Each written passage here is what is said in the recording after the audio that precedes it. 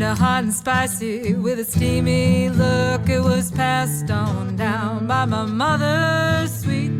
She told me, honey, this will be a real good treat, to turn a man's heart into a buttercream. All right, so we're gonna start our down east, far east, 4th of July feast. Well, that's a lot of E sounds. So we're gonna start off with some salmon, because that's traditional New England 4th of July protein.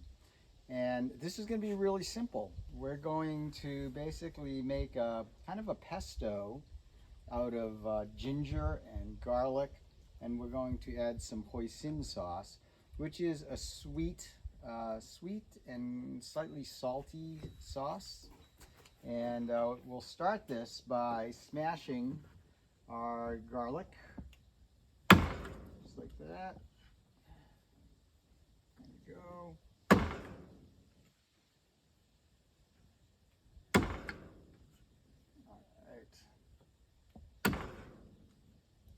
And we'll smash some ginger, fresh ginger, which is really easy to get.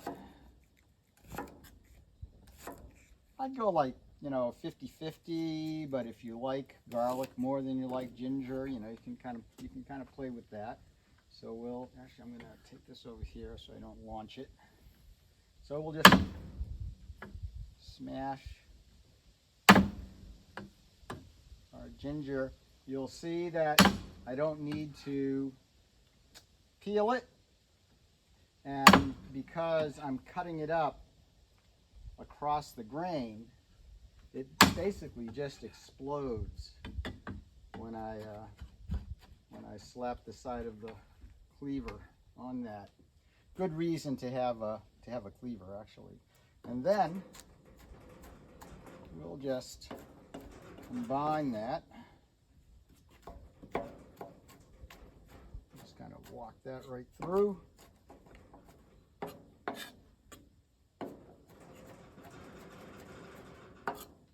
All right. So meanwhile, while this is happening, I am preheating some cast iron in my grill, and I'm heating it on the top shelf. You'll see that in a minute, and I'll explain why that top shelf is an important way to go when you're cooking this. So here we go. It's nicely minced. So what I'm going to do now is slice about halfway through the fillet, fresh salmon, never been frozen, going about 1 inch diagonals. There we go. So you can see I've created some nice places for that ginger and garlic to just get right in there. So here we go. Just like that.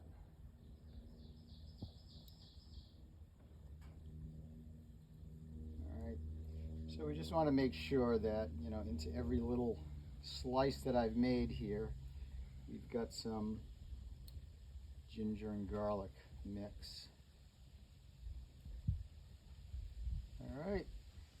So now what we'll do is we will sprinkle on some hoisin sauce. Other sauces work very well here. If you wanted to stay far east, you could use oyster sauce, which is a very nice seafood sauce. You want it to be a little bit thick because you're going to want some caramelization. There we go. And then we'll just spread that, push that right in there. I want to make sure that's all covered nicely. All right.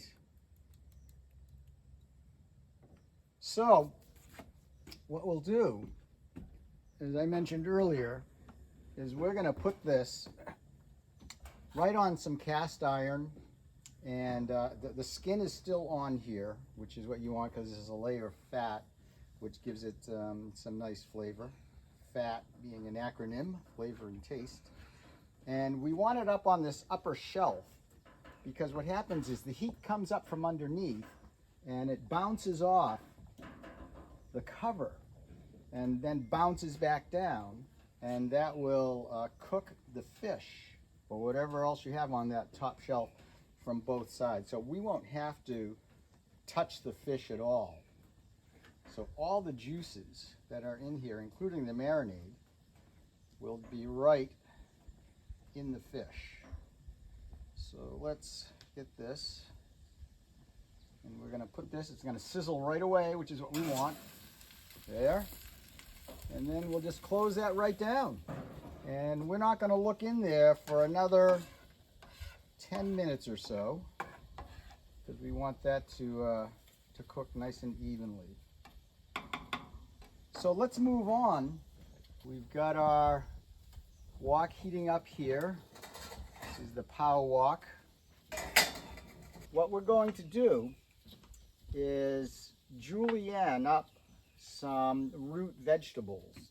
Okay, thanks Chris. So heat this up. I can see the wok is smoking, so I'm going to add some of this fat. Get this in here. Look at that.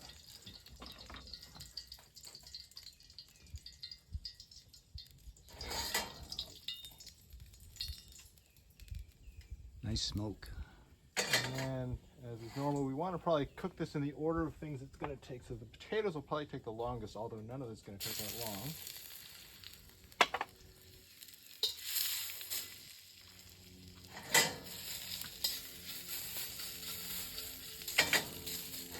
And the carrots, we'll get the carrots in there. The sweet potatoes actually cook faster than sometimes you think they do. So I'm going to put them in a little later. And the snappies will go in last.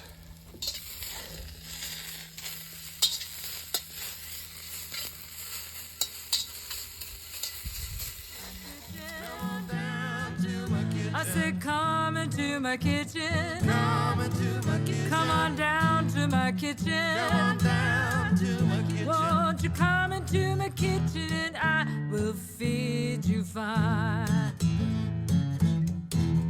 Well, I got the tools to make a culinary score. And when you eat my cooking, you'll be wanting more.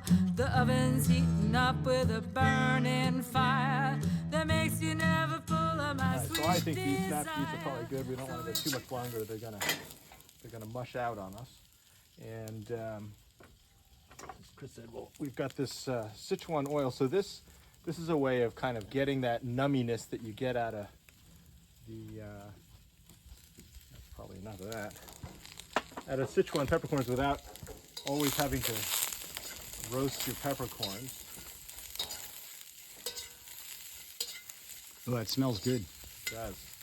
All right, so let me turn off that heat.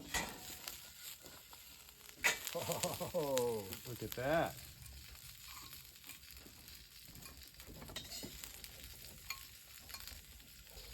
Let's take a look at our salmon. You can see it's nicely caramelized there.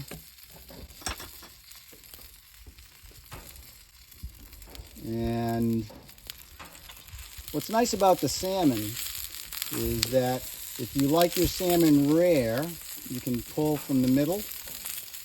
If you like it a little medium, I don't like well-done fish. That seems to be an oxymoron. But you could kind of pull here from the side. There we go. There. Since I'm a sushi eater, I'm going to pull from the middle here. Whoa. But it's very, very tender and very juicy. All right. All right, 4th of July. There we go. Happy 4th of July. This is the nice thing is these long shreds are almost noodle-like. It feels like you've got some noodles in here. And I will feed you fine. I said, come into my kitchen. Come into my kitchen. Come on down to my kitchen. Come on down to my kitchen. Won't you come into my kitchen? Come into